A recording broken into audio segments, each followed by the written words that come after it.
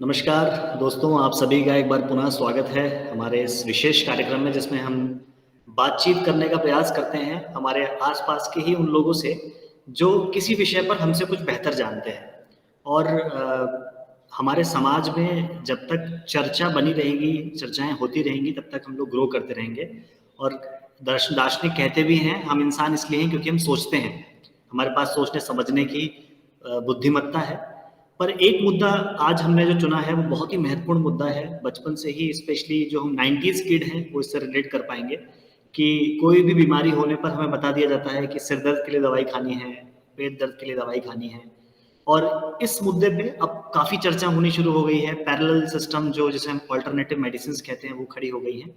और उस इंडस्ट्री में काम करने वाले व्यक्ति के अलावा कौन गहराई से बता सकता है कि वास्तव में वहाँ क्या चलता है। तो आज हमारे साथ मेरे परम प्रिय मित्र श्री नीरज जिंदल जी हैं। नीरज जी, आपका बहुत बहुत स्वागत है, अभिनंदन है।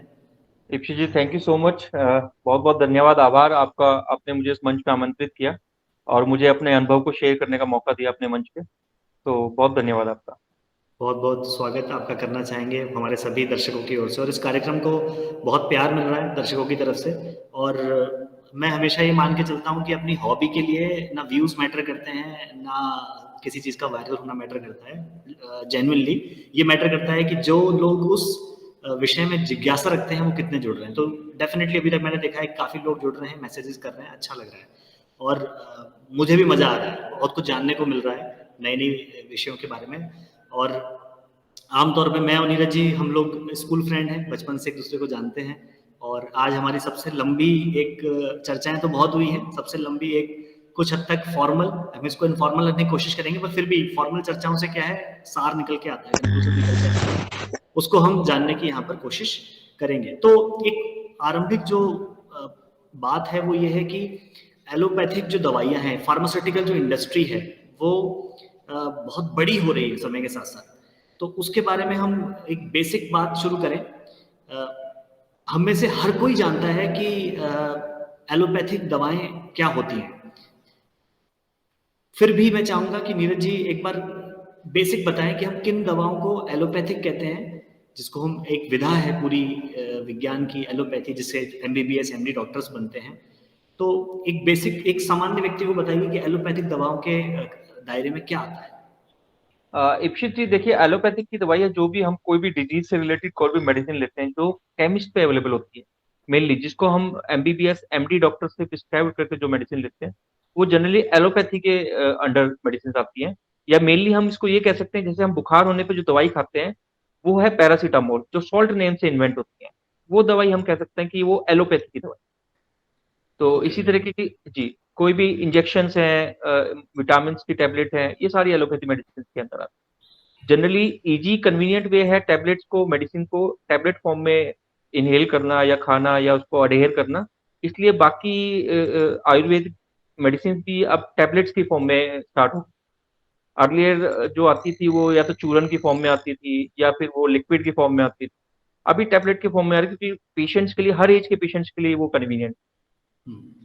ये इंडस्ट्री भी काफ़ी बड़ी है, इसके बारे में कुछ बताइए, क्योंकि आप लगभग एक दशक से जुड़े हुए हैं, एक दशक से अधिक हो गया है। ये इंडस्ट्री कितनी बड़ी है और दर्शक ये जानना चाहेंगे कि इसका साइज कितना बड़ा है।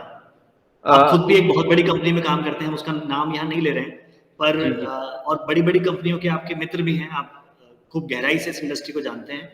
और जी मोटे तौर पर बता भी दो लोगों को कि आप पंजाब स्टेट में रहते हैं इस समय, जी जो जी। मेडिकल ड्रग्स के लिए भी मशहूर है और अदर ड्रग्स के लिए भी बहुत बदनाम है। तो अनफॉर्चुनेटली। अनफॉर्चुनेटली, तो इसका साइज बताइए नीरज जी, कितना बड़ा साइज है इस इंडस्ट्री देखिए, अगर मैं इसको लेमैन लैंग्वेज में, मॉनेटरी टर्म में इसको वैल्यूएट करता हूँ, तो इंडस्ट्री का जो साइज है वो भी 1,20,000 करोड़ का साइज। की। 1,20,000 करोड़ का जो साइज है, और जो कंटिन्यूसली ग्रोथ कर रही है 11.6% के साथ, जो तो अभी करंट ग्रोथ रेट है। इट मीन्स कि every year industry is adding 15 crore, 1,500 crore every month, every year. Okay, बहुत मतलब कह सकते हैं कि one of the biggest industry है ये, किसी अगर और भी किसी से कंपेयर करें तो। बिल्कुल ठीक है। और भारत स्पेशली मुझे लगता है इसका हब भी है। हाँ जी, हाँ जी, बिल्कुल। अगर हम इसकी बात करें ना, तो दवा जो कि ग्रोथ के मामले में जो है ना, वर्ल्ड का थर्ड लार्जेस्ट मार्केट है इंडिया। और अगर हम साइज के अकॉर्डिंग बात करें तो 6th लार्जेस्ट साइज है इंडियन फार्मास्यूटिकल मार्केट का। अगर मैं टॉप कंट्रीज की बात करूं तो US is number 1, China is number 2, Japan is number 3, Germany in 4, France and then India. तो इस तरीके से अभी इंडिया बहुत अच्छी, और इनफैक्ट कोविड-19 के बाद तो बहुत ज्यादा ग्रोथ किया इंडस्ट्री ने। और इंडिया, हम सभी विटनेस हैं कि फार्मा इंडस्ट्री को, वर्ल्ड को इंडस्ट्री ने कितना वैक्सीन सप्लाई किया, स्पेशली इंडियन वैक्सीन। तो हम खुद विटनेस हैं उस चीज के, और इफेक्टिव वैक्सीन के भी विटनेस है कि इंडिया ने वैक्सीन जो है कितनी इफेक्टिव है कंपेयर टू अदर कंट्रीज।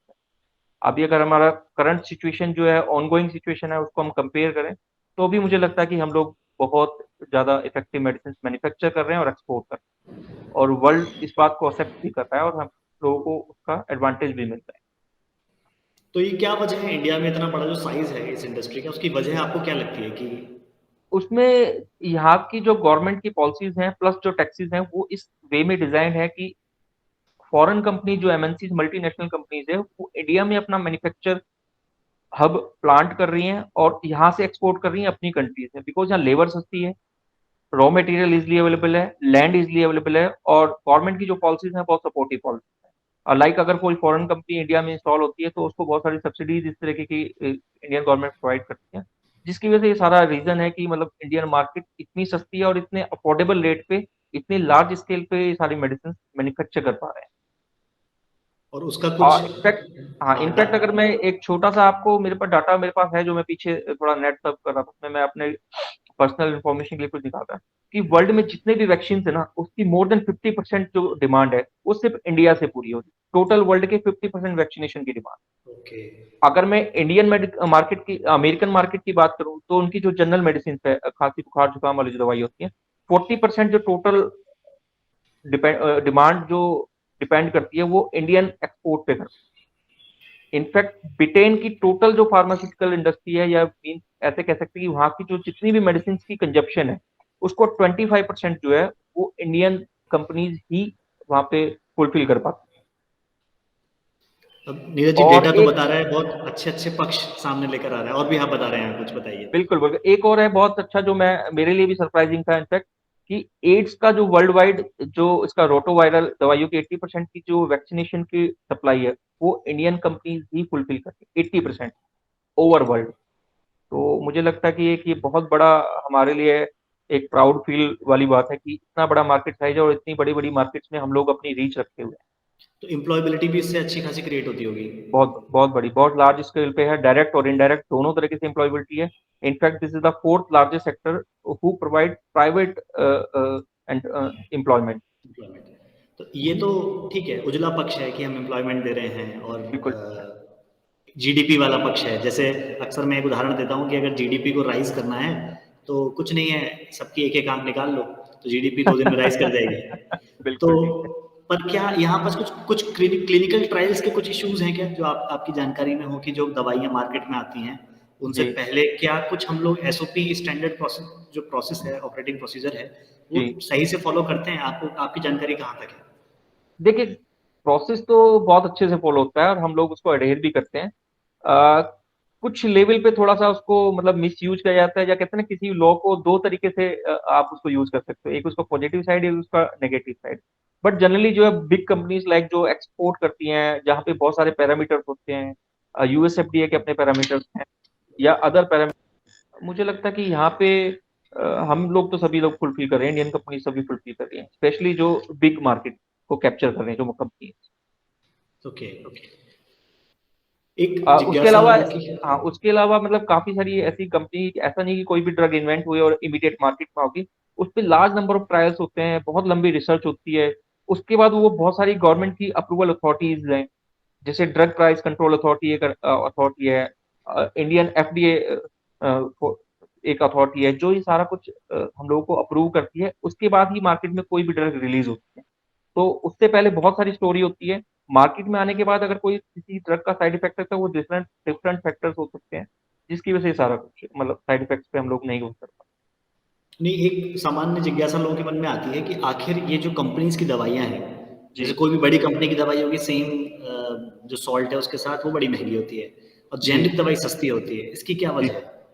इशित जी, अगर हम बात करें, सपोज मैं इसको पहले जेनरिक का कंसेप्ट थोड़ा सा अपने मतलब लोगों को या अपने मित्रों को थोड़ा सा बताना चाहता हूँ। उसमें क्या है ना, सपोज कीजिए अगर हमारी कोई बुखार की दवाई है, ठीक है, हम उसको अगर नेम जेनरिक देंगे तो वो पैरासीटामोल है। सॉल्ट सॉल्ट के नाम से जो अगर जानी जाएगी तो वो पैरासीटामोल है। तो वो है जेनरिक मेडिसिन। वही अगर कोई कंपनी उसमें क्वालिटी इंश्योर करके, पैकिंग अच्छी करके, अच्छी ब्रांडिंग यूज करके उसको अगर सेल करती है डोलो के नाम से, क्रॉसिन के नाम से, कैलपोल के नाम से, वो उसकी एथिकल मेडिसिन होगी, मीन ब्रांडेड मेडिसिन होगी। तो ये बेसिक डिफरेंस है जेनरिक और ब्रांडेड मेडिसिन में। रेट की बात यह है कि हर कंपनी के उस क्वालिटी को इंश्योर करने में, पैकेजिंग को इंश्योर करने में, प्लस उस मेडिसिन को प्रमोट करने में, स्पेसिफाइड पर्टिकुलर सेगमेंट में। सपोज कीजिए पैरासीटामोल के नाम से मार्केट में अभी 20 मेडिसिन हैं। तो आपको अपनी मार्केट की सेल राइज करने के लिए या उन 20 कंपनीज को compete करने के लिए जो एक्सपेंसेस हो गए, वो सारा टोटल कॉस्ट में ऐड हो जाता है। जिसकी वजह से एक जेनरिक मेडिसिन की जो कॉस्ट है और एक ब्रांडेड मेडिसिन की जो कॉस्ट है, वो बहुत डिफरेंस होता है। दोनों मेडिसिन सेम है। सम हाउ जो मुझे लगता है कि इसमें बहुत सारे रेगुलेशन की नीड है, लाइक क्वालिटी अश्योरेंस जो है ना, वो एक बहुत बड़ा मेजर फैक्टर है। बिकॉज जो जेनरिक मेडिसिन हैं वो अभी भी मुझे लगता है कि एथिकल मेडिसिन के कंपेयर में उतनी अच्छी क्वालिटी नहीं प्रोवाइड कर पाते। रेट डेफिनेटली वो कम देते हैं, बट क्वालिटी इंश्योर भी जरूरी है, क्योंकि पेशेंट की जो लाइफ है ना, वो मेडिसिन के ऊपर बहुत कुछ डिपेंड करती है। नहीं, अगर सॉल्ट सेम है तो ऐसा क्या कमी रह रही है जो मतलब क्या वो ऐसा ऐड कर दे रहे हैं? आपने बताया ठीक है पैकेजिंग है, मार्केटिंग है, तो बिल्कुल ठीक। पैकेजिंग मार्केटिंग का पैसा क्यों देना है एक आम आदमी को? वो जेनरिक दवाई खा लेगा। नहीं, मुझे लगता है कि देखिए, मैं इस इंडस्ट्री में जुड़ा हूँ, लेकिन मैं अगर अपना पर्सनल व्यू शेयर करूँ ना, तो मुझे लगता है कि जेनरिक मेडिसिन को प्रमोट करना चाहिए। रीजन है कि अभी भी इंडिया में इतनी बड़ी लार्ज पॉपुलेशन है जो ट्रीटमेंट को अफोर्ड नहीं कर सकती, इवन जनरल मेडिसिन के प्राइस को भी अफोर्ड नहीं कर सकती। ठीक है। हम्म। इश्यू बस एक ही आता है कि जेनरिक मेडिसिन की जो एफिकेसी है, जिसको हम साइंस की लैंग्वेज में बोलते हैं एफिकेसी। सपोज कीजिए एक मेडिसिन की, बीपी की मेडिसिन का एग्जांपल लेते हैं। एक मेडिसिन जो ब्रांडेड कंपनी की है, उसका जो बीपी रिड्यूस करने की कैपेबिलिटी है या एफिकेसी है, उसकी है 20 mmHg, मीन्स कि वो 20 पॉइंट अपना बीपी डाउन करती है। Same brand, same same salt, generic company की 10% बीपी रिड्यूस करती है। उसका रीजन ये है कि वो क्वालिटी इंश्योर नहीं होती। ओके। क्योंकि, हाँ, क्योंकि जो ब्रांडेड कंपनी है वो इन्वेस्ट करती हैं जेनरिक मेडिसिन को ब्रांडेड में कन्वर्ट करने के लिए, क्वालिटी इंश्योर करती हैं, मल्टी लेवल वहाँ पे क्वालिटी इंस्पेक्शन होते हैं, क्वालिटी कंट्रोल्स पैरामीटर्स होते हैं, सेपरेट डिपार्टमेंट उनके पास होता है जो सिर्फ क्वालिटी इंश्योर करता है। तो वो 5-6 स्टेप्स होते हैं जो एक जेनरिक मेडिसिन 5-6 स्टेप्स को फॉलो करके ब्रांडेड मेडिसिन में कन्वर्ट होती है। वो स्टेप मुझे लगता है कहीं अभी मिस हो रहा है जेनरिक ब्रांड्स की विंडो से। उसमें मुझे लगता है सरकार को ध्यान देने की आवश्यकता है कि बिल्कुल जरूरत है। मुझे लगता है कि थोड़ा सा संशोधन की नीड है वहाँ पे। दो संशोधन की नीड है जो मेरी नॉलेज के अकॉर्डिंग है। एक, क्वालिटी इंश्योरेंस बहुत जरूरी है। Quality insurance specially manufacturing units में। सपोज कीजिए आप पैरासीटामोल का जेनरिक मेडिसिन आपको मैन्युफैक्चर करके देनी है कोई भी मैन्युफैक्चरिंग यूनिट, तो वहां पे प्लांट की कैपेबिलिटी क्या है, बनने के बाद उसकी पैकिंग क्या है, क्योंकि काफी सारी मेडिसिन ऐसी होती हैं जो पैकिंग के टाइम पे भी मॉइस्चर ले जाती हैं, या जिनको स्पेशल टेम्परेचर की नीड होती है, या अगर उनकी पुअर पैकिंग है तो उनकी एफिकेसी इंपेक्टेड होती है। ठीक है, क्योंकि जेनरिक मेडिसिन में हम लोगों को कॉस्ट करनी है कम। तो कम कॉस्ट के लिए हम जो यूज करेंगे वो लिमिटेड सॉल्ट को करेंगे। दूसरा, हम उसकी पैकिंग जो है बहुत नॉमिनल सी रखेंगे, बहुत हाई फाई पैकिंग नहीं रखेंगे। तो हमें लगता है कि एक तो मैन्युफैक्चरिंग यूनिट्स पे बहुत ज्यादा जरूरी है क्वालिटी को इंश्योर करना। दूसरा, जो जेनरिक मेडिसिन होती है उन पे प्राइस भी सेम होते हैं लाइक ब्रांडेड मेडिसिन। तो वहां मुझे क्या लगता है कि कई बार क्या है ना, पेशेंट खा तो जेनरिक मेडिसिन का होता है, बट वो पेमेंट जो है वो एथिकल मेडिसिन का कर रहा होता है। तो वहां पे क्या है, मेनली केमिस्ट या होलसेलर्स या बिग मैन्युफैक्चरर हैं, उस प्राइस को एडवांटेज के लिए वो यूज कर लेते हैं। तो मुझे लगता है कि मेनली दो चीजें हैं जहां गवर्नमेंट को या किस जो अथॉरिटीज है वहां पे स्टेप लेना चाहिए। One is quality insurance and second one is okay. Price capping specially. सही है। और ऐसा नहीं है कि गवर्नमेंट जानती नहीं होगी इस बारे में, गवर्नमेंट सब जानती होगी। सरकारी जो लोग हैं, महकमा है, वो सब चीज़ों से परिचित होगा। सर बिल्कुल जानते हैं, मतलब ठीक है ना कि अभी भी बहुत सारे ऐसे डिपार्टमेंट हैं जहाँ पे मतलब डिसीजन की नीड है। तो कल में ये वाला सेगमेंट इज द सेम, ऐसे है। जानकर भी अनजान बने हैं। जी जी। ठीक है, आप यदि फ़ोन आ रहे हो ना, डीएनडी एक्टिवेट कर सकते हो अपने फ़ोन में आप, अगर फ़ोन आ रहे हैं आपके बीच-बीच में, अगर उससे डिस्टर्बेंस हो रहा है तो डीएनडी का ऑप्शन होता है, अगर आप करना चाहो तो उसको एक्टिवेट कर सकते हो। ठीक है, मैं देख लेता हाँ। अभी एक और बर्निंग मुद्दा है, वो है कोविड-19 के दौरान जो दवाइयों का माहौल चला, और हूँ। बहुत सारे उसमें बहुत सारी बातें हम लोग अपने चाय पे चर्चा पे करते हैं, जो हम लोग घरों पे जी, जी। बैठते हैं।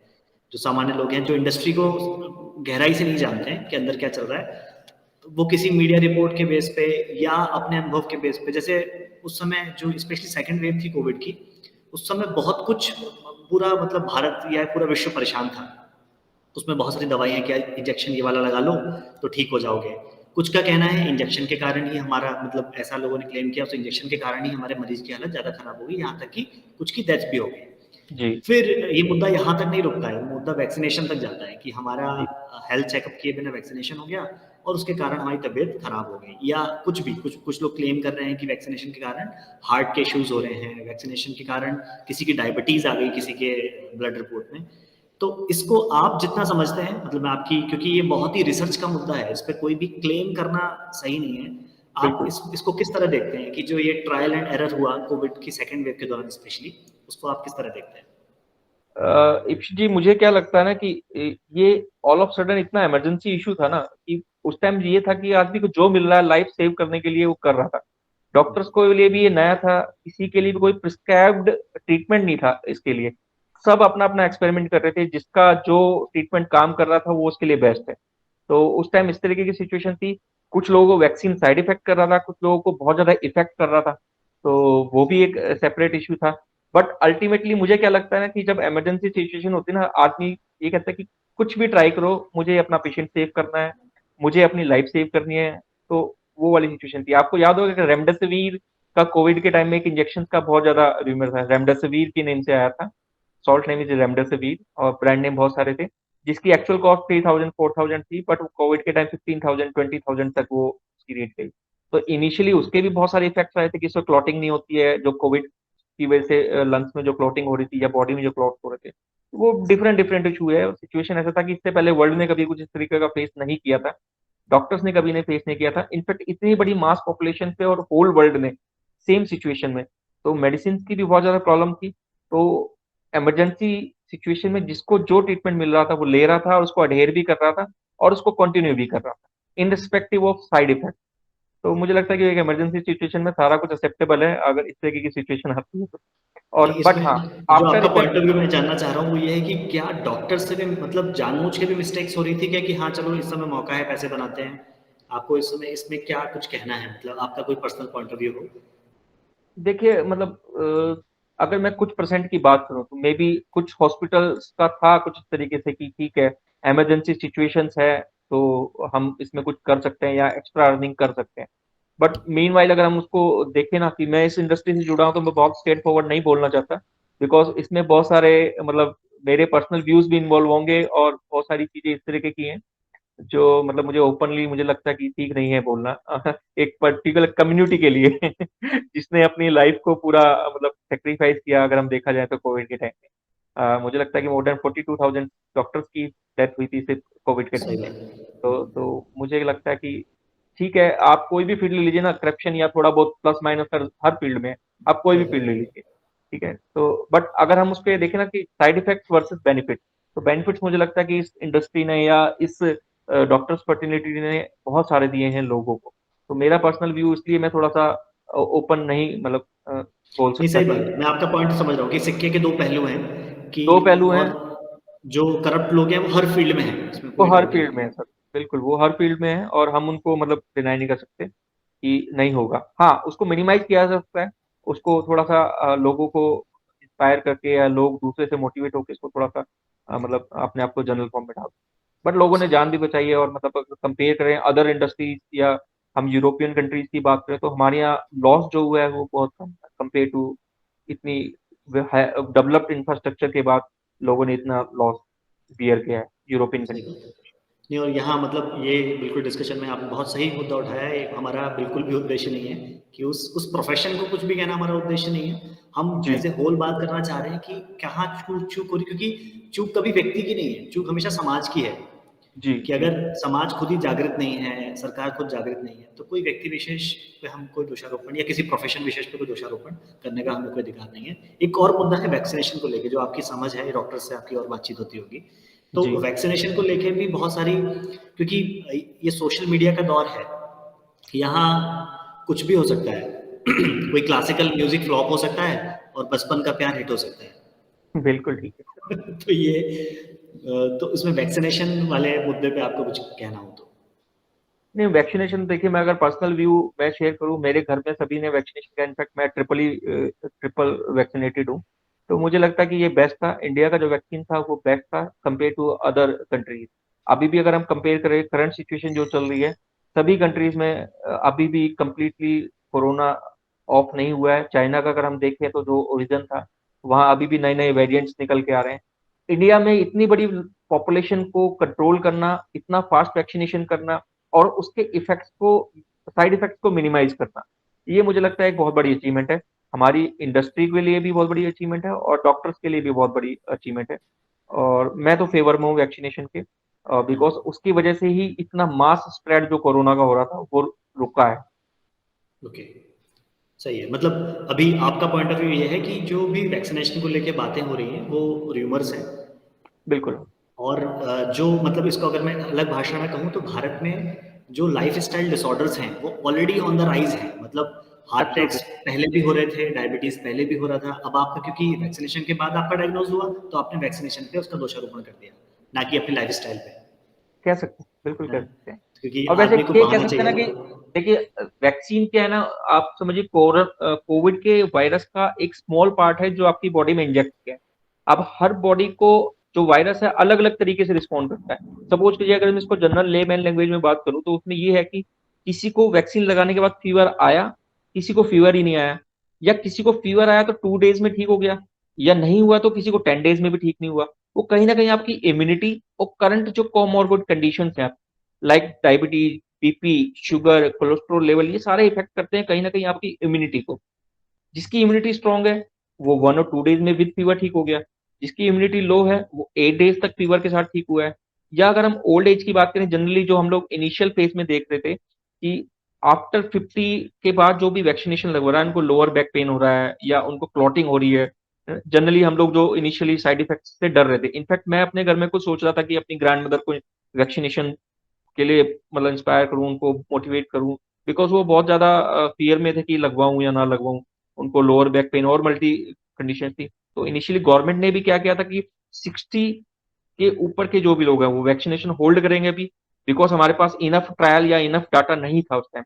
प्लस जो 16 ईयर के बिलो जो भी लोग हैं वो नहीं लगाएंगे, प्रेग्नेंट वुमेन्स नहीं वैक्सीनेशन लगाएंगी। लेकिन जब जैसे जैसे हमारे पास लार्ज नंबर ऑफ डाटा आया, पेशेंट्स को उसको इफेक्ट दिखे, साइड इफेक्ट बहुत मिनिमाइज हुए और रिफाइंड वैक्सीनेशन हमारे पास डेवलप हुई, और भी रिसर्च इन्वॉल्व हुई, नंबर ऑफ पेशेंट्स का डाटा बहुत ज्यादा हुआ, तो गवर्नमेंट ने क्या किया, बच्चों के लिए भी वैक्सीन अलाउ किया, 60 के प्लस भी किया, प्रेग्नेंट वुमेन्स के लिए भी अलाउ। तो मुझे लगता है कि ये एक बहुत अच्छा स्टेप था, एक चैनलाइज वे में वैक्सीन को प्रमोट किया और उसको वैक्सीनेटेड किया इतनी large population. Okay. Neeraj ji, मैं क्योंकि मैं ऐसी उससे जुड़ा हुआ हूँ, ऐसे लोगों से जुड़ा हुआ हूँ जो आयुर्वेद में ज़्यादा विश्वास करते हैं, आयुर्वेद में या जी, अल्टरनेटिव थेरेपीज में। जी, एलोपैथ में जी, भी करते हैं जहाँ आवश्यकता होती है, पर ज़्यादा विश्वास उनका आयुर्वेद में, जो कि सही भी है, क्योंकि जी, जी, आयुर्वेद सिर्फ बीमारों की बात नहीं करता, वो स्वस्थ व्यक्तियों के स्वास्थ्य की रक्षा की भी बात करता है, क्योंकि आप किसी स्वस्थ व्यक्ति को एलोपैथ की दवाइयाँ नहीं दे सकते, पर बिल्कुल आयुर्वेदिक जो दवाइयाँ हैं, जो रसायन हैं, वो दिए जा सकते हैं। तो जो मुद्दा मैं उठाना चाहता हूँ वो ये है कि आप फार्मा इंडस्ट्री के भविष्य को किस तरह देखते हैं? मैं आपको एक एग्जांपल देता हूँ। बचपन में मेरे घर पे कुछ किताबें रखी थी, वाघ भट्ट जी की, या जिसमें चरक सुश्रुत इन सब के रेफरेंसेस होते थे, ऐसी किताबें थी। राजीव हाँ जी, दीक्षित जी के उस समय ऑडियोज चलते थे, और जी, लोग उस समय ये कहते थे कि दवाइयाँ मिलेंगी कहाँ पर। बहुत सारी जी, दवाइयों के नाम ऐसे आते थे कि दवाइयाँ कब मिलेंगी, कहाँ मिलेंगी। अब क्या है, ऑनलाइन मार्केट है, जी, स्पेशली कुछ जो है कंपनीज है वो इतनी राइज कर गई हैं, उनके पास हर तरीके की आयुर्वेदिक दवाइयाँ अवेलेबल है। जी। तो ऐसे में आप क्या देखते हैं, फार्मा इंडस्ट्री क्या दोनों मर्ज हो जाएंगी, या ऑलरेडी मर्ज हो, तो मुझे पता नहीं कि आयुर्वेदिक और जो एलोपैथ है वो आपस में मर्ज है, हो सकता है, वो मुझे मेरी जानकारी में नहीं है वो। तो इसके भविष्य को किस तरह देखते हैं, पहले तो ये बताइए, फिर नेक्स्ट क्वेश्चन पूछूंगा कि फार्मा सर इंडस्ट्री का देखिए, क्या आपने फ्यूचर। ना अभी जस्ट थोड़ी देर पहले बोला था कि हमारा जो लाइफस्टाइल है ना, इंडियन में जितनी भी डिजीज है, लाइफस्टाइल रिलेटेड जो भी डिजीज है, वो ऑलरेडी राइज पे है। तो अगर डिजीज राइज पे है तो डेफिनेटली इंडस्ट्री राइज पे ही रहेगी।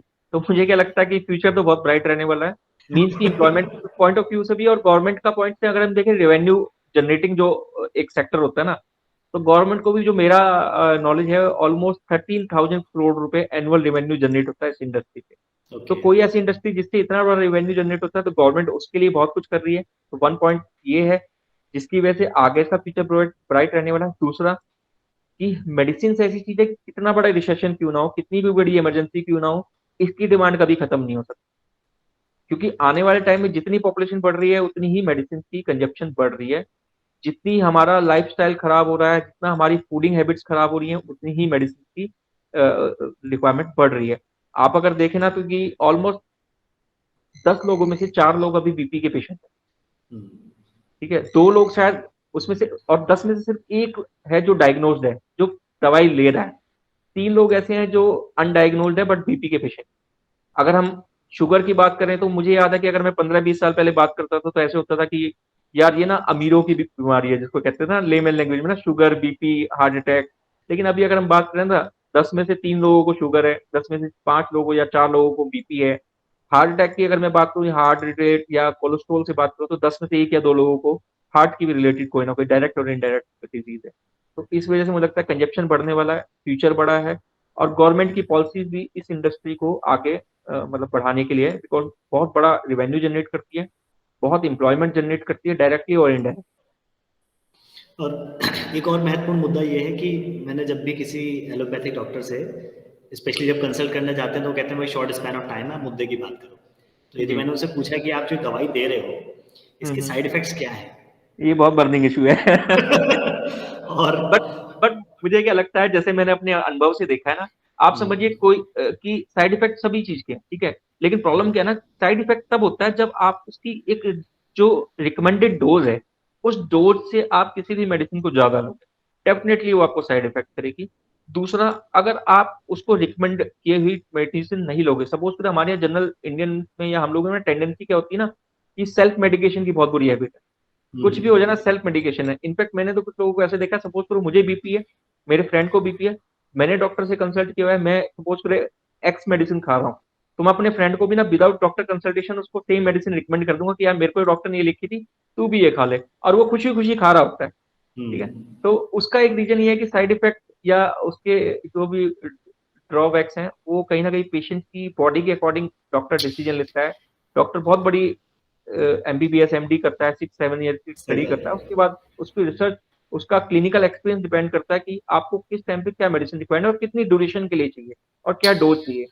तो किसी भी चीज को आप समझिए ना, रोटी आपको 2 की नीड है, आप 4 खाओगे तो कहीं ना कहीं वो आपको साइड इफेक्ट करेगी। तो मेडिसिन आपको सपोज कीजिए 2 mg की रिक्वायर्ड है और आप 4 mg की मेडिसिन खाओगे तो आपको इफेक्ट करेगी।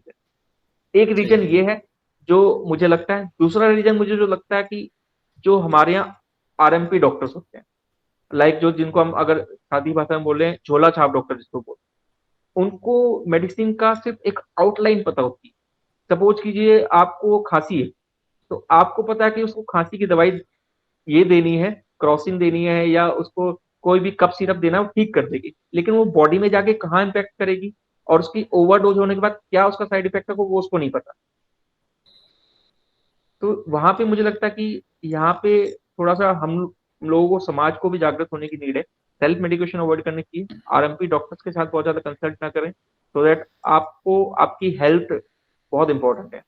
हमें क्या लगता है कि मेरे को एक डॉक्टर ने एक बार एग्जांपल दिया था कि हम अपनी कोई गाड़ी खराब हो जाती है, तो हम गली में किसी मैकेनिक को नहीं दिखाएंगे, हम उसको या तो एजेंसी पे लेके जाते हैं, या फिर हम किसी ऑथराइज डीलरशिप पे या अच्छे मिस्त्री के पास लेके जाते हैं, ताकि उसको मैकेनिक को जिसमें अपना एक्सपेरिमेंट यूज ना कर पाए। ठीक है। लेकिन हम क्या करते हैं, अपना शरीर देते हैं आरएमपी डॉक्टर को। ठीक है, या फिर एक झोला छाप डॉक्टर को अपना शरीर दे देते हैं कि ठीक है जी, आप मेरे को मेडिसिन दो, मैं एक्सपेरिमेंट करो, आपका एक्सपेरिमेंट काम हो गया तो आप बाकी लोगों पे भी सेम एक्सपेरिमेंट करना। वहां पे मुझे थोड़ी सी ये लगता है कि एक करेक्टिव स्टेप की नीड है। इनिशियली ये खत्म तो नहीं हो सकता, गवर्नमेंट कर भी रही है, लेकिन मुझे लगता है कि ये सेल्फ अवेयरनेस जो है ना, ये बहुत इंपॉर्टेंट रोल प्ले करती है इस सब चीजों में। सही बात है। सेल्फ अवेयरनेस से जुड़ा हुआ एक और सवाल पूछूंगा बाद में, उससे पहले एक और बात आपकी बात में ऐड करना चाहूंगा कि कई दफ़ा जो हम देखते थे 90s किड स्पेशली, अभी तो लोग फिर भी काफ़ी अवेयर हो गए हैं कि जी जैसे कोई पेन हुआ आपको बॉडी के किसी जी भी हिस्से में, तो पेन किलर्स का बहुत ट्रेंड चलता था जी कि जी हेडेक हो रहा है पेन किलर खा ली, पैर में दर्द है पेन किलर खा ली। और अभी रिसर्चेस में आ रहा है कि वो पेन किलर्स किडनी डिसऑर्डर्स में कन्वर्ट होती है, बिल्कुल ठीक है, क्योंकि बिल्कुल आपने ठीक, किसी डॉक्टर से रिकमेंड तो करवाई नहीं। आप बिल्कुल बीपी का ठीक, एग्जांपल तो एडवांस है फिर भी, कि लो बीपी की दवाई, तो फिर भी डॉक्टर के पास चले जाते हैं लोग। पेन ठीक किलर है। तो जो भी मेडिकल वाले के पास गए, पेन किलर देना भैया, और लेके खा लिए, वो बहुत उसके साइड इफेक्ट किया, मतलब वो तो बहुत ही सर हैजार्डस हो जाती है। इप्सित जी, मेडिकल स्टोर के पास जाने की नीड ही नहीं है। हर घर में इस टाइम 5 पेन किलर एटलीस्ट रखे होते हैं, एक सिर के दर्द का, एक पेट के दर्द का, हाथ पैर दर्द का, कमर दर्द का, क्योंकि उनको पता है कि जब भी होगा तो ये आप एवरी टाइम डॉक्टर के पास भी नहीं जा सकते। तो ये नॉर्मल है, बट रीजन अगेन मैं बोलूंगा सेल्फ अवेयरनेस। आपको अवेयरनेस नहीं है, आपको ये पता कि हाँ ये दर्द में काम करती है, लेकिन इसके आफ्टर इफेक्ट आपको नहीं पता।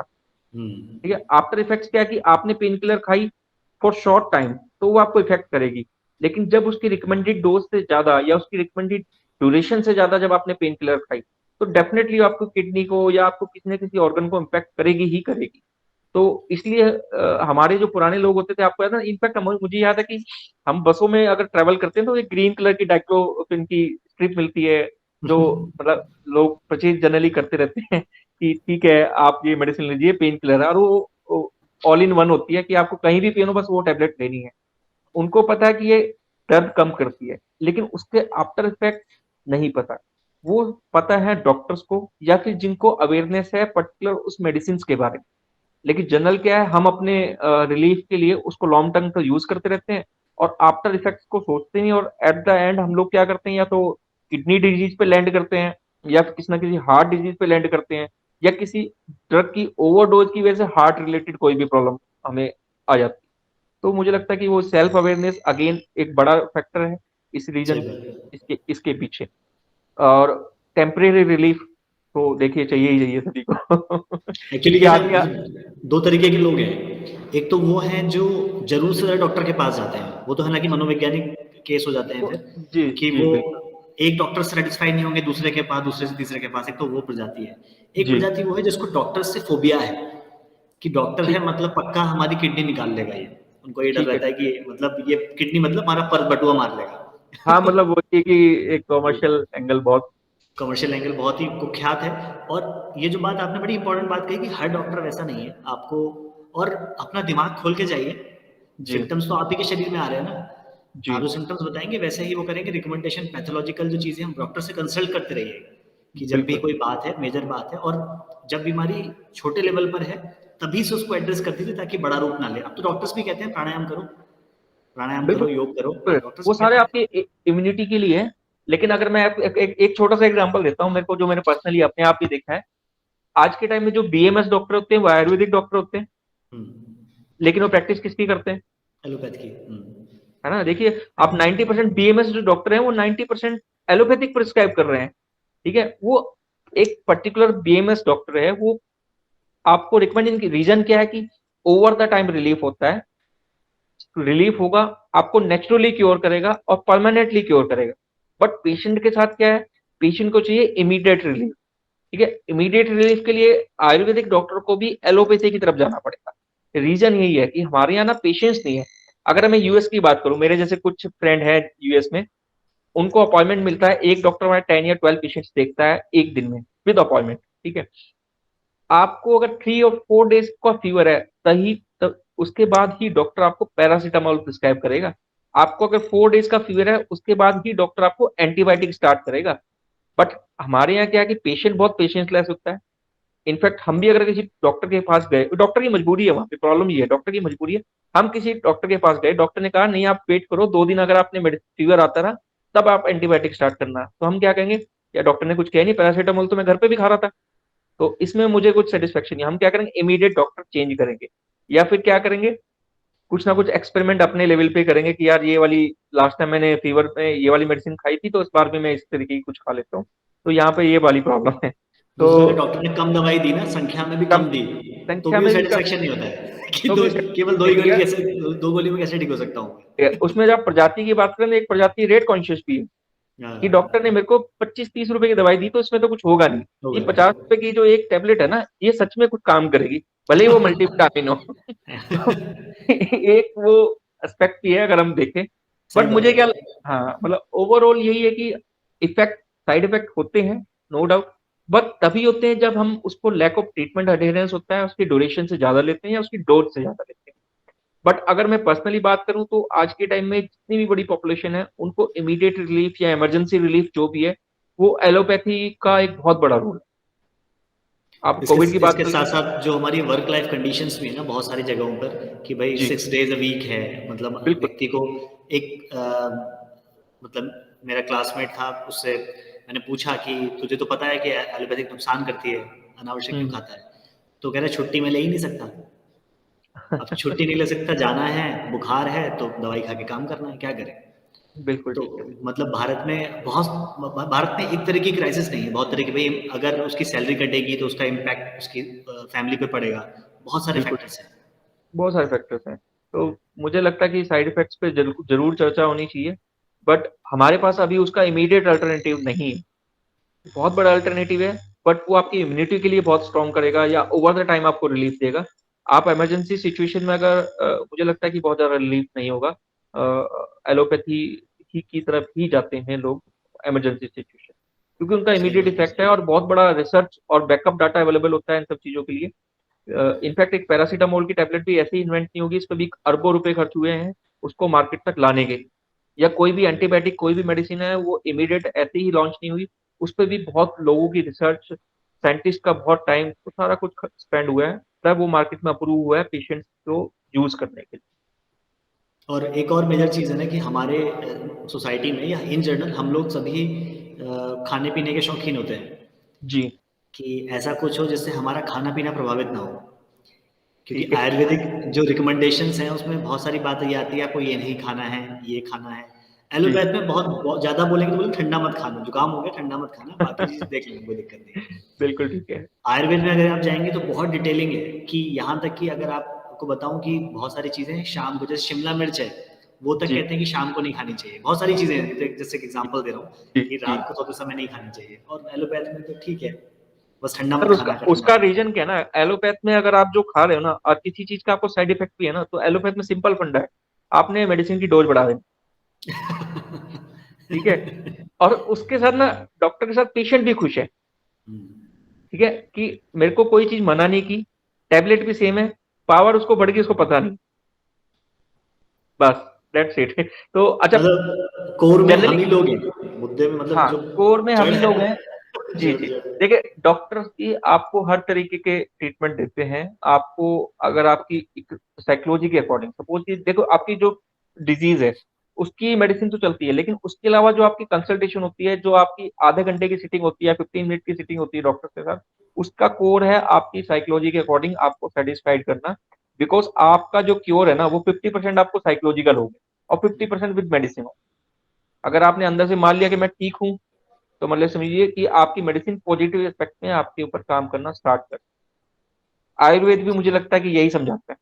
आयुर्वेद भी ये समझाता है। और आयु अभी अभी बहुत सारे आयुर्वेद में भी अनफॉर्चुनेटली बीच में क्या हुआ ना, हमने आयुर्वेद को और अपनी जो होम रेमेडीज हैं उसको जी लिया फॉर ग्रांटेड। बिल्कुल ठीक है। फॉर उस पर रिसर्चेस नहीं करी हमने, मतलब यूज कर रहे थे, जैसे हल्दी वाला दूध हर हर बच्चे ने पिया है, या बिल्कुल ठीक है। अदरक का काढ़ा हर बच्चे ने पिया है। एक तो उसको सही से रिसर्च बेस नहीं बनाया, पहले पहली जी बात। दूसरी बात ये कि सर कई रिसर्च बेस मायनों में बनाया है, लेकिन आयुर्वेदिक का चीजों का रिसर्च बेस आयुर्वेद ने नहीं बनाया, बट आयुर्वेद को रिसर्च में लेके एलोपैथ ने बहुत सारे प्रोडक्ट इन्वेंट कर दिए। सही बात ठीक है। तो है। अगर मैं छोटा सा, जैसे आपने दूध और बच्चे वाला एग्जांपल दिया, आज के टाइम में मुझे नहीं लगता कि कोई भी ऐसा हेल्थ ड्रिंक है जिसमें हल्दी, मुलेठी, इस तरीके की चीजें आयुर्वेदिक चीजें ना हो।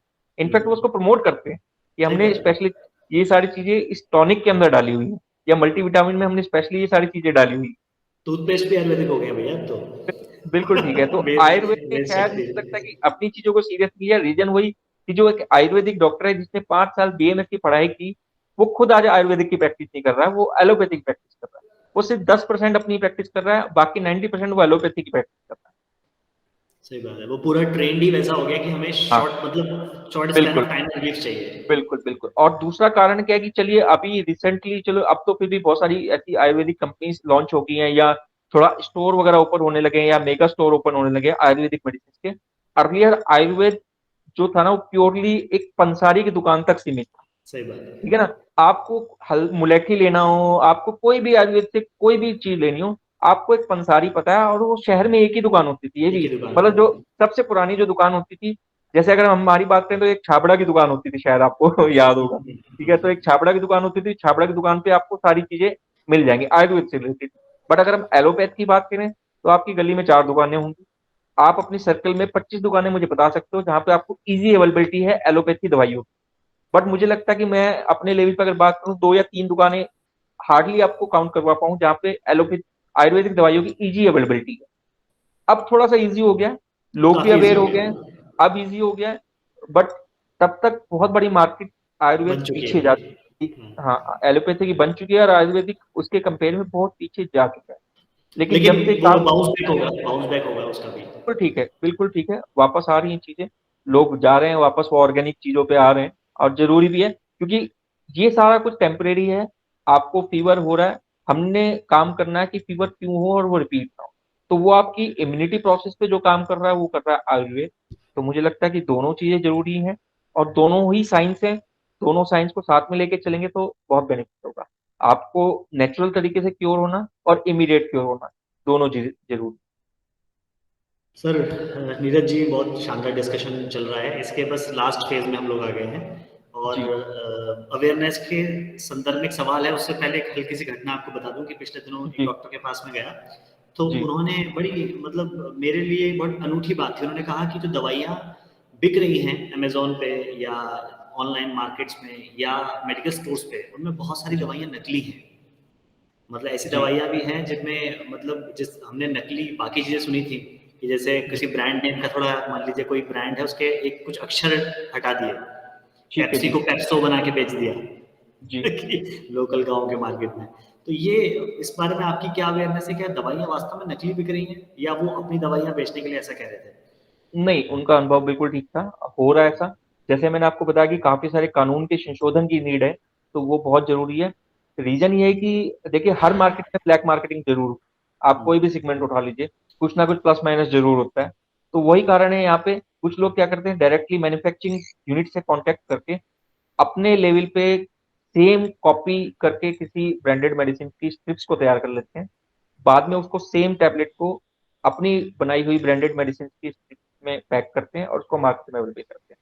तो आप सपोज कीजिए, इसका मैं खुद विटनेस हूँ कि मेरी कंपनी सपोज कीजिए, या हमारी इंडस्ट्री में कोई भी किसी सपोज करो होलसेलर को हम 30% दे रहे हैं, जिसमें उसका अपना कुछ मार्जिन होता है और उसके बाद वो रिटेल करता है।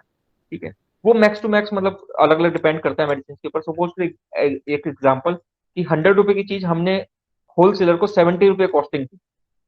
मैं सरप्राइज होता हूँ कि यार सेम मेडिसिन ऑनलाइन 60 रुपए की कैसे आ रही। तो एक बहुत बड़ा क्वेश्चन है, क्योंकि कंपनी ने किसी को दी नहीं उस रेट पे।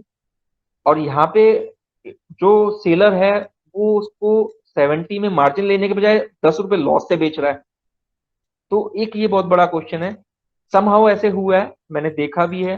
बट ये बहुत बड़ा मतलब बड़े डिसीजन अथॉरिटीज लेवल पे है जिससे ये कंट्रोल हो सकती है।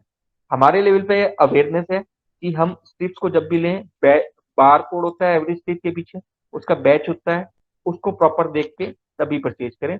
या फिर दूसरा क्या होता है, हम बहुत ट्रस्टेड साइट से ही परचेज करें। दूसरा ये। थर्ड वन क्या है कि हम लोग अगर कोई मेडिसिन परचेज करते हैं तो रजिस्टर्ड मेडिकल शॉप से ही परचेज करें। बहुत ज्यादा डिस्काउंट के चक्कर में क्या होता है, कई बार हम लोग ना किसी होलसेलर से या किसी बी स्टॉकिस्ट से, जो डायरेक्ट किसी कंपनी का डिस्ट्रीब्यूटर नहीं, उससे परचेज करते हैं। बट वहां पे थोड़े चांसेस ज्यादा हो जाते हैं किसी भी मेडिसिन को टेम्पर कर।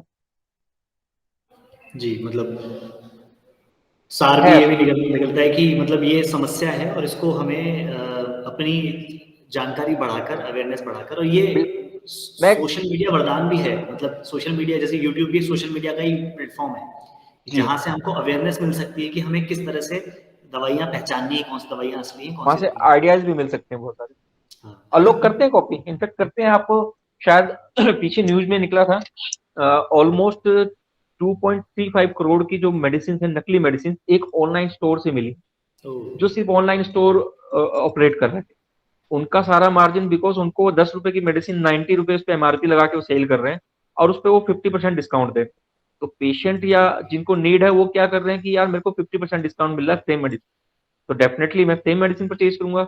मैं क्यों सेम मेडिसिन के 20% ज्यादा पे करूंगा? तो उसमें साइड इफेक्ट क्या है कि वो लोगों की साइकोलॉजी के अकॉर्डिंग ही परचेज करवा। और उसमें दो परसेप्शन जा रहे हैं, एक तो परसेप्शन की ऑनलाइन सस्ती मिल रही है, दूसरा परसेप्शन हमारा डॉक्टर हमारा मेडिकल स्टोर वाला लूट रहा है हमको।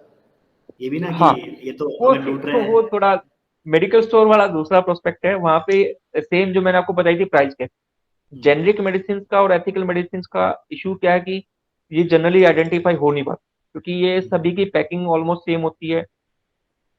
आपको पता नहीं कि कौन सी कंपनी एथिकली प्रमोट कर रही है और कौन सी कंपनी जेनरिक प्रमोट। तो इशू क्या आता है वहां पे?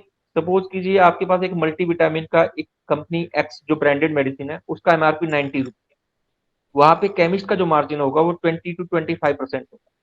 लेकिन एक कंपनी वाई जो जेनरिक ब्रांड है, मल्टीविटामिन है, सेम पैकिंग है, सेम सॉल्ट है, लेकिन वहां पे क्वालिटी इंश्योर नहीं है, उसका एमआरपी है 90, उसका भी सपोज कि 90 लगा लीजिए, लेकिन वहां पे जो केमिस्ट का मार्जिन होगा वो 60 to 70%। हम्म, तो प्रॉब्लम प्रॉब्लम क्या है कि वहां पे प्राइस कैपिंग होने की ना होने की वजह से हमें आइडेंटिफिकेशन मुश्किल है। नॉर्मली हम अपने लेवल पे इसलिए कर पाते हैं कि हमें इंडस्ट्री में काफी टाइम हो गया, तो हमें कंपनीज का पता है कि कौन सी कंपनी एथिकली मैन्युफैक्चरिंग करती है, कौन सी company branded manufacturing. But layman वाली लैंग्वेज में थोड़ा सा प्रॉब्लम यहाँ पे आ जाती है कि वहां पे जो आपका दूसरा परसेप्शन क्रिएट हुआ है, केमिस्ट लूट रहा है या डॉक्टर लूट रहा है, वहां पे हम्म, कुछ रोल रहता है थोड़ा। सही है। चलिए नीरज जी, बहुत बहुत धन्यवाद। कुछ और, हाँ कुछ और कह रहे थे आप? नहीं, मैं बस आपके सवाल का वेट कर रहा था कि आप कुछ पूछे। तो डिस्कशन बहुत शानदार रहा ये, और मैं थोड़ा, ये भी कोशिश रहती है कि इतना भी लंबा ना हो कि लोगों को सुनने में वो हो, तो जी जी जी। और उद्देश्य भी हमारा फुलफिल हो जाए कि एलोपैथ के बारे में जितना भी एक बेसिक जानकारी है वो यहाँ से प्रोवाइड हुई, जेनरिक मेडिसिन क्या है, कैसे हमें पहचानना है, और ये जी पूरा जो सिस्टम है वो एक्चुअल में हमारे अच्छे के लिए है, पर लोगों ने लूप होल्स खोज के उसमें समस्याएं बिल्कुल क्रिएट कर रखी हैं, जो अगेन हर फील्ड में है। बिल्कुल बिल्कुल। मैं एक बस एक छोटी सी लाइन और ऐड करना चाहता हूँ, जो मुझे लगता है सभी के लिए बहुत जरूरी है। जनरली बहुत सारी मेडिसिन रहती हैं, स्पेशली इंजेक्टेबल्स में, डॉक्टर्स जो इमरजेंसी मेडिसिन प्रिस्क्राइब करते हैं, कुछ मेडिसिन में ना आप कोल्ड चेन मेंटेन करनी होती है। तो जो अच्छा मेडिकल स्टोर है वो, और वो मेडिसिन तभी काम करती है जब उसकी प्रॉपर एफिकेसी मेंटेन हो एज पर डायरेक्शन। सपोज कीजिए कोई इंजेक्शन है, वो पर्टिकुलर आपको -डिग्री टेम्परेचर में रखना ही रखना है, अदरवाइज उसकी जो एफिकेसी है वो टेम्पर होगी। बट जो अच्छा केमिस्ट है या रजिस्टर्ड मेडिकल प्रैक्टिशनर है वो उसको प्रॉपर मेंटेन करेगा, क्योंकि उसको उस मेडिसिन की वैल्यू पता है। बट जो लो लेवल का कोई मतलब क्या कहते हैं अनरजिस्टर्ड मेडिकल प्रैक्टिशनर हुआ, या फिर कह सकते हैं कि जो मेडिकल स्टोर छोटा है या जहाँ पे प्रॉपर फैसिलिटीज अवेलेबल नहीं है कोल्ड चेन मेंटेन, तो मुझे लगता है कि जो इमरजेंसी मेडिसिन हैं वो बहुत देख के खरीदें, स्पेशली उन्हीं शॉप से खरीदें जहाँ पे कोल्ड चेन मेंटेन करने की फैसिलिटी अवेलेबल, सो दैट आप जो मेडिसिन ले रहे हैं वो प्रॉपर इंश्योर हो एफिकेसी वाइज। बिकॉज आप इतना पैसा इन्वेस्ट कर रहे हैं पेशेंट की हेल्थ के लिए, और वो इफेक्ट ना करे तो अल्टीमेटली फिर हम ब्लेम करते हैं डॉक्टर्स। तो वो इसका रियल एग्जांपल ये था कि मैं जब दिल्ली में था तो वहाँ पे बहुत बड़े हॉस्पिटल रहते थे, तो वहाँ पे उनकी शॉप जो बाहर की सेल थी बहुत ज्यादा, मतलब आप समझिए एक हॉस्पिटल में पेशेंट थे 2000 पर डे, एक हॉस्पिटल में 25,000 पर डे, 2500 पर डे, तो ऑलमोस्ट 4500 पेशेंट्स का फ्लो जो रहता था वो सिर्फ 7 केमिस्ट के ऊपर, 7 केमिस्ट। अब 7 केमिस्ट वो फिर कोल्ड चेन मेंटेन करना उनकी प्रायोरिटी नहीं रहती थी, उनकी प्रायोरिटी रहती थी कस्टमर अटेंड करना और अपनी सेल को राइज करना। तो मुझे लगता है कि वहां पे हम लोगों को सेल्फ अवेयरनेस बहुत जरूरी है इस तरीके के प्रोडक्ट्स परचेज करने के लिए ना, स्पेशली रजिस्टर्ड मेडिकल शॉप से या जहाँ पे इस तरीके की फैसिलिटी अवेलेबल है वहां से परचेज करें। तो भारत में क्या है, बड़ी आबादी है, लोगों को पैसे की, कुछ को नीड है, कुछ को भूख है, तो ऐसे में अपनी जान की रक्षा स्वयं भी करें। ये बिल्कुल बहुत ठीक है, आवश्यक बिल्कुल ठीक है। रीजन ये है कि बड़ी आबादी की वजह से क्या है ना कि मतलब रिसोर्सेज लिमिटेड है, है।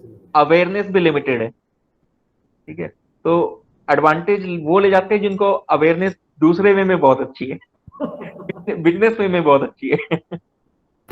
तो फिर से हमारी बहुत अच्छा डिस्कशन रहा, बहुत कुछ सीखने को मिला मुझे, क्योंकि ऑब्वियसली मेरा फील्ड नहीं है ये, और बहुत कुछ जानने को मिला। पहले भी बहुत सारे डिस्कशन हमने किए हैं, और जी इसके माध्यम से जो लोग हैं, हमारे दर्शक हैं, उनको भी जानने को मिलेगा कि जब भी पहले तो मेरी सबके लिए प्रार्थना है कि कोई बीमारी ना पड़े, भगवान करे आपको कभी दवाई खानी ही ना पड़े, और अगर बिल्कुल। खानी पड़ती है, घर में किसी को भी खानी पड़ती है, कुछ डिसऑर्डर होता है, हमेशा अच्छे डॉक्टर से मिले, रजिस्टर्ड मेडिकल स्टोर पे जाएँ और दवाइयाँ हमेशा चेक करें। हम एक्सपायरी तो चेक करते ही हैं, उसके अलावा भी बारकोड वगैरह चेक करें कि ओरिजिनल है कि नहीं। और सस्ते के चक्कर में ऐसा ना पड़े कि सस्ते के चक्कर में उल्टा घाटा उठाना पड़ता है। चलिए, ठीक है नीरज जी, नहीं, बहुत-बहुत सस्ती धन्यवाद। जरूर लें, बट मतलब अगर आपने अभी हमारे पास एक एप्लीकेशन में ना बहुत अच्छा ऑप्शन है जो ऑनलाइन कहते हैं ना, वरदान भी है।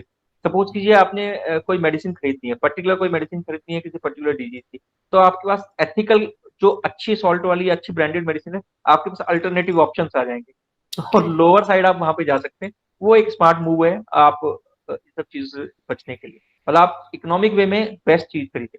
हाँ, बेस्ट चीज़ खरीदे, मतलब ये नहीं कि कहीं डिस्काउंट आया हुआ है तो उसके चक्कर में नकली दवाई खरीद ली, वो उल्टा नुकसान ही हो जाएगा, ज़्यादा ही नुकसान वो हो थोड़ा सा जाएगा। मुश्किल होता है, चलिए, बिकॉज ठीक इतने है, बड़े ऑनलाइन प्लेटफॉर्म पे सभी डीलर्स को चेक करना सभी के लिए पॉसिबल, पॉसिबल मतलब नहीं है। ऑनलाइन साइट्स के लिए भी पॉसिबल। अभी तो जो हमने बातें करी ना, उतना सोचते ही नहीं अपन, तो जो डॉक्टर ने लिखा, स्टोर वाले को दिया, उसने जो दे दिया सो खा लिया। इनफैक्ट बहुत सारे लोग एक्सपायरी भी चेक नहीं करते हैं नहीं दुर्भाग्य से। करते।